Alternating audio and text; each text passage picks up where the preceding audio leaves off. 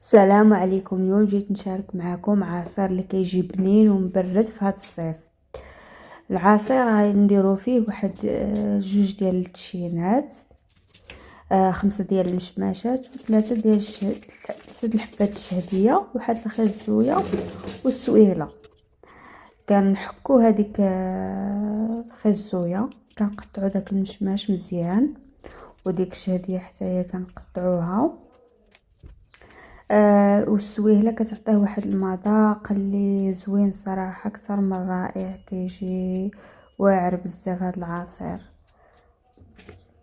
كنقطعوا هاد الديسير كامل كنديروه في هاد الطاسه. الناس اللي كتبغي العصير، هاد العصير الا جربتوه ما عمركم ما غادي تنساوه، تبقاو دائما كديروه. كنعصروا التشين وكنديروه معاه كما كتشوفوا في الفيديو. الناس اللي ما كتبغيش السكر تقدر ما ديرش السكر، انا درت. المهم هذا هو العصير كيجي واعر، نتمنى تجربوه.